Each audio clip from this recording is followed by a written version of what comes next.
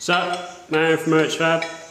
In this video I'm showing you a little trick for how to get your welds into tiny little gaps you can't quite get the torch into.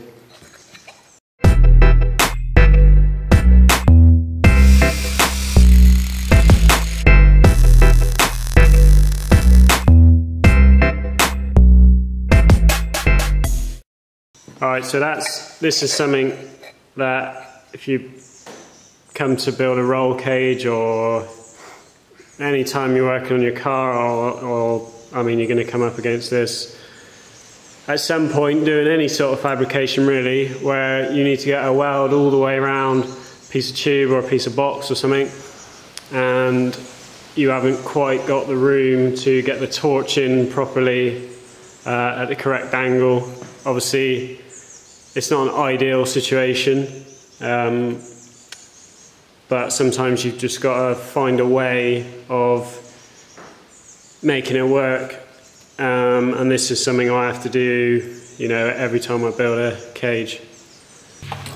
You know, that's the sort of gap I'm normally dealing with. So basically the problem you're going to have is, like, how do you get in properly to get your weld in there. So what I'm going to do first is do an example of how not to do it, and then I'll just show you the trick I use of how to do it. So if this was a cage, I probably would have welded some of this around already.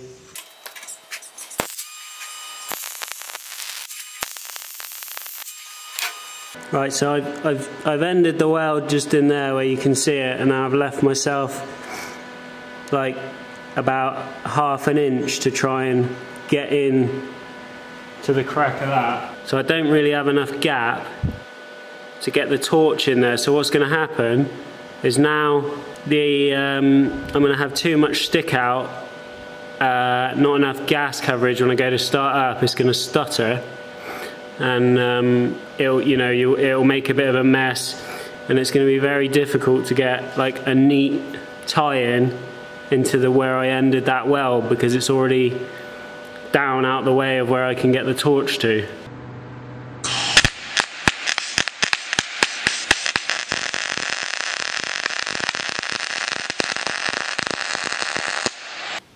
So you probably heard that stuttering when I went to fire it up. I actually tried to start it down in the back, down here, and I don't know if you can see, but the weld's not even connected to the actual piece of tube. It's just sat on top of the plate at the bottom.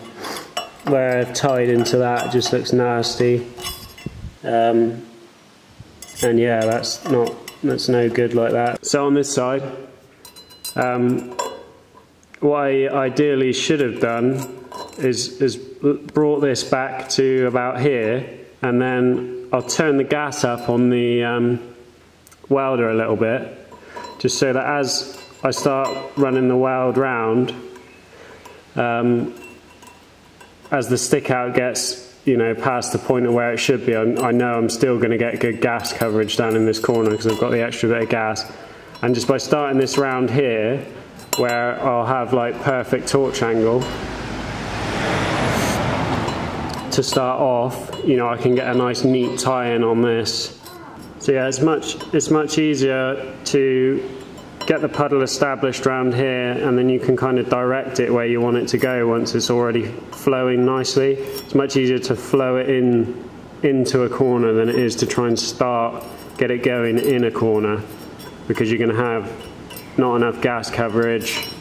If you try and start out here by flowing it in there, you're already filling this little cavity with gas. You could wedge something in behind there just to catch the gas as well, but just turn your gas up a little bit, start from here, run it in, and yeah, you're going to be sweet.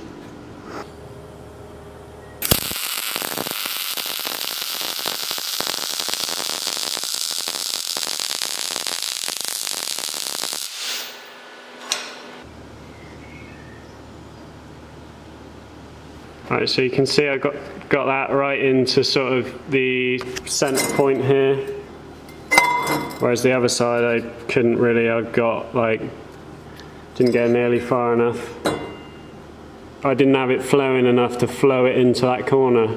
That's the how not to do it side, so definitely don't want to try and start in the corner. That's going to leave you some snot looking like that.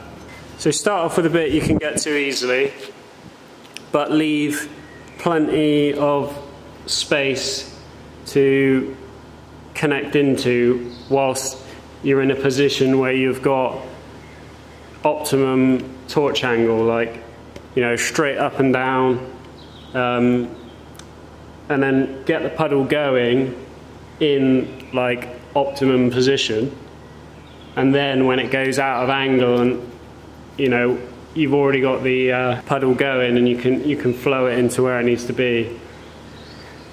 Turn the gas up a little bit, and yeah, you're gonna be doing a lot better than if you try to, you know, weld too far around, leave yourself a little gap to then try and get into.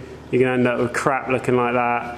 Whereas just take a bit of time and get it looking like that. This is just like a shitty situation that you've got to get over as best you can, and like that is the best way of getting over this situation. So that's how I do it anyway, and that is that. Cheers for watching, see you next time.